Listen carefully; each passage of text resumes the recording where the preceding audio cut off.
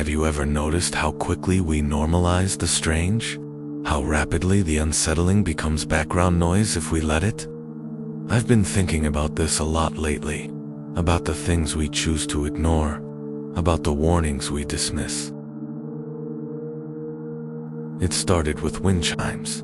I'd just moved into the Oakwood Apartments, a quiet building on the edge of town, the kind of place where people keep to themselves, perfect for me, as I was starting a new remote job and needed peace. My apartment was on the second floor, with a balcony overlooking a small courtyard.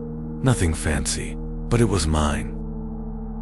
On my first night, I heard them. Delicate, crystalline chimes carried on the night breeze.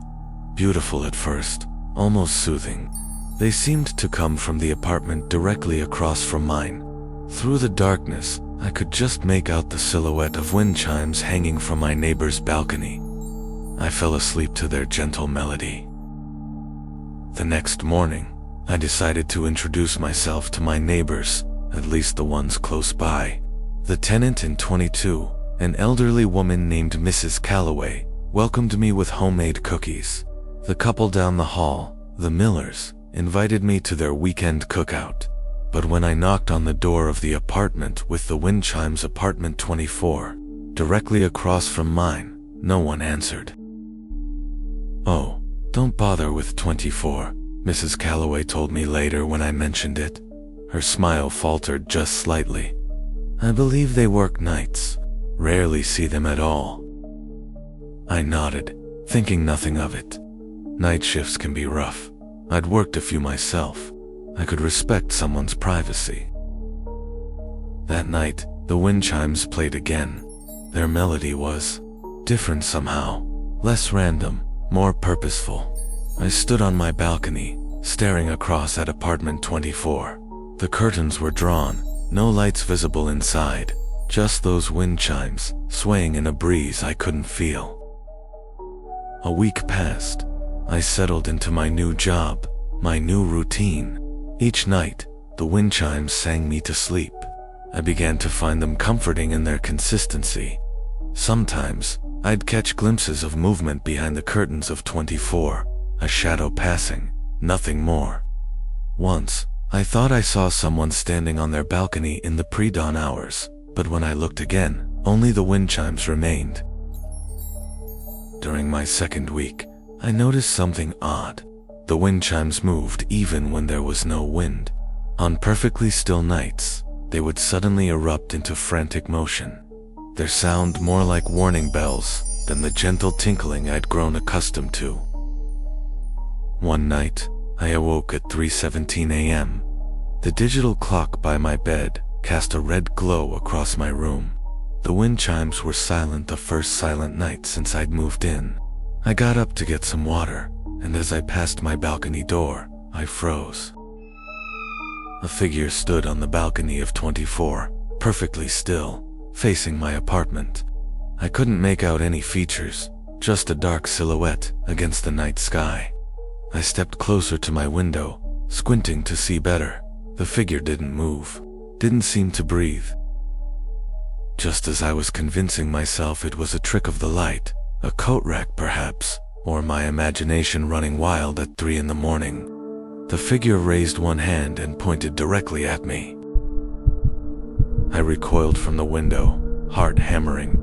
When I gathered the courage to look again, both the figure and the wind chimes were gone. The next day, I asked Mrs. Calloway about the tenant in 24.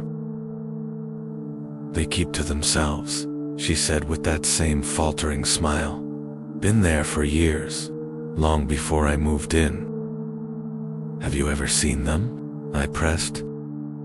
Her eyes flicked to the side, just for a second. Once or twice, in passing. I wasn't satisfied. I asked the building manager when I happened to run into him that afternoon. "Apartment 24? He scrolled through his phone. That's strange." "What?" "Well, according to our system, 24 has been paid up for the next 6 months, but..." He frowned. "The name field is blank. Must be a glitch." He shrugged. As long as the rent comes in, I don't ask questions. That night, I kept my curtains closed, but I could still hear them. The wind chimes started again, their melody more intricate than ever, almost like words just beyond comprehension. 3 days later, I ran into one of the Millers in the laundry room. After some small talk, I casually brought up 24. "Oh," he said, suddenly interested and folding his t-shirt with perfect precision. "Yeah, we don't really talk about them." "Why not?" He glanced around as if checking we were alone. "Look, there's a history with that apartment. People who get too curious about 24 don't tend to stay long." "What do you mean?" He sighed. "About 4 years ago, before we moved in, there was this guy, a journalist or something. He got obsessed with figuring out who lived there. Started knocking at all hours, trying to peek through the windows. Then one day, he was just gone. Left all his stuff behind. The police came, but there wasn't any evidence of foul play. Just gone. And no one thought that was suspicious. Of course we did, but what could anyone do? There was no proof of anything." He hesitated. "Just don't get too fixated, okay? Those wind chimes are strange, I know, but some mysteries aren't worth solving."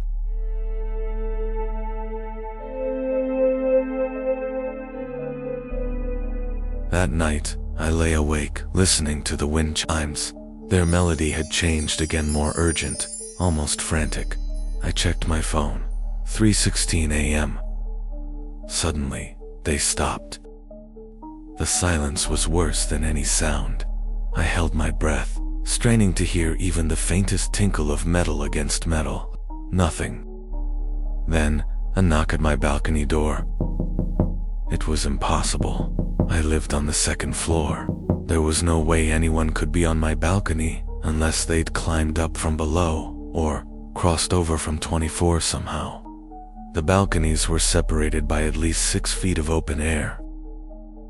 Another knock, more insistent this time. I remained frozen in bed, unable to move, unable to call out. The digital clock clicked over to 3:17 a.m.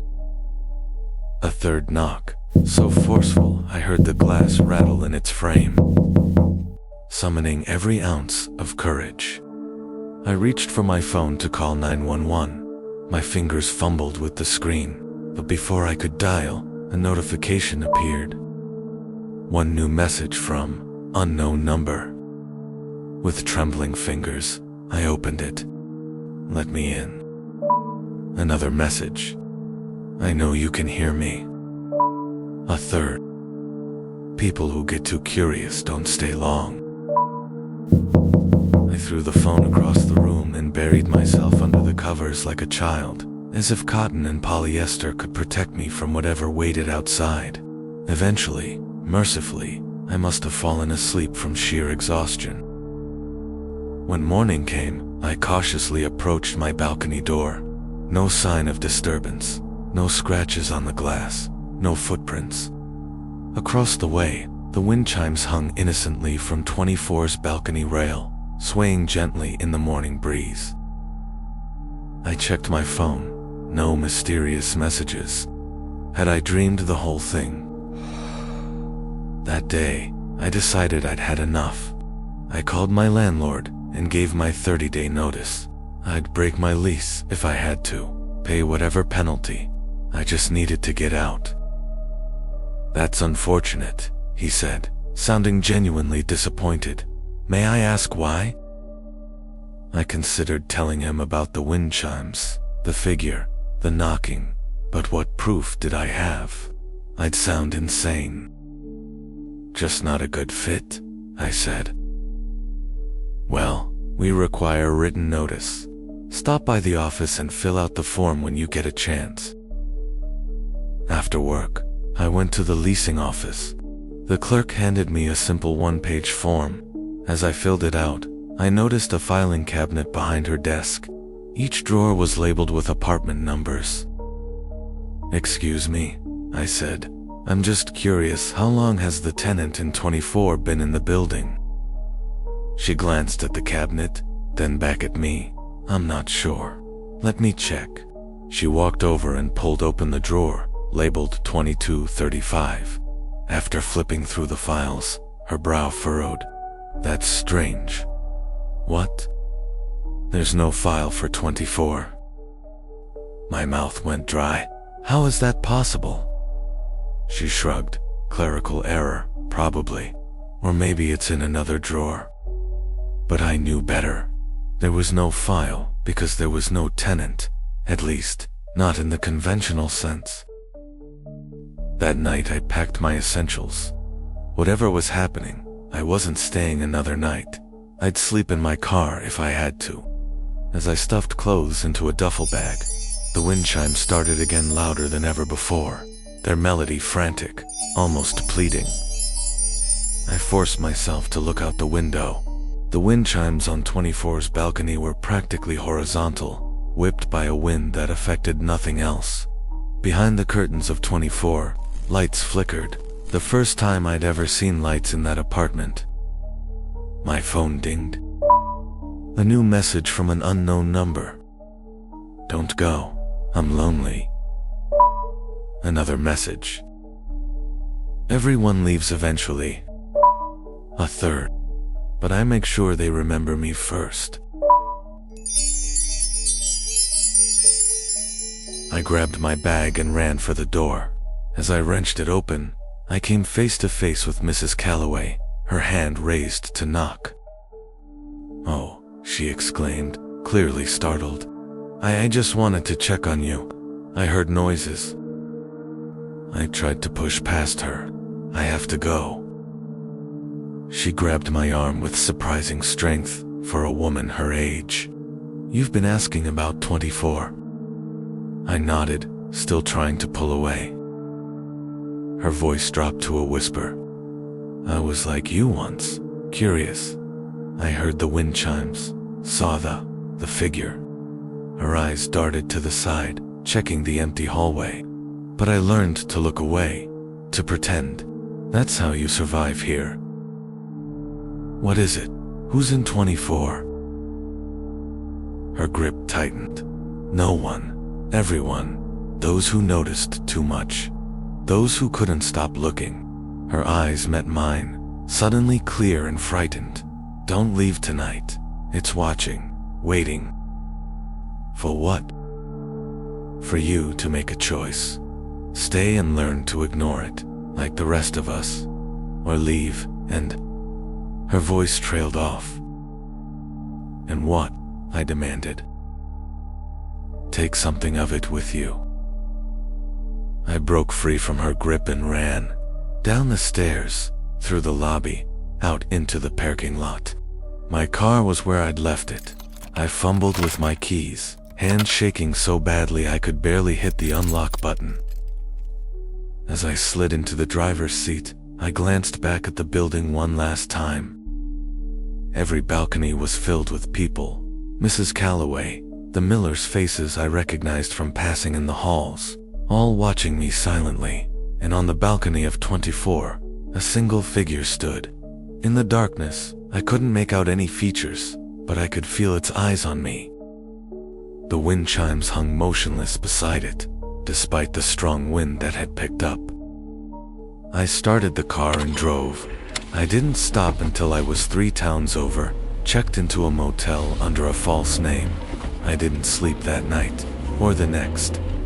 Every time I closed my eyes, I heard the wind chimes sound. It's been 6 months now. I've moved 4 times. Changed my phone number twice, but it doesn't matter. Every place I rent, within days, someone moves in nearby. I never see them, but I hear wind chimes at night, even when there's no wind. Sometimes, at exactly 3:17 a.m., there's a knock at my door, or my window, or from inside my closet. I don't answer. I've learned to ignore it, like Mrs. Calloway said, to pretend I don't notice. It's the only way to survive. but I know it's only a matter of time before pretending isn't enough, before it finds a way in, and when it does, I suspect I'll end up like the journalist, just another mysterious disappearance. Another vacant Tide resident standing on a balcony, watching the next curious tenant who notices the wind chimes sound. So if you've recently moved and you hear wind chimes at night, beautiful, complex melodies that seem almost like words, my advice is simple. Close your curtains, plug your ears, tell yourself it's nothing unusual. Because once you start noticing, once you start asking questions, well, some mysteries aren't worth solving. And some neighbors aren't looking for a friendly hello. They're looking for a replacement.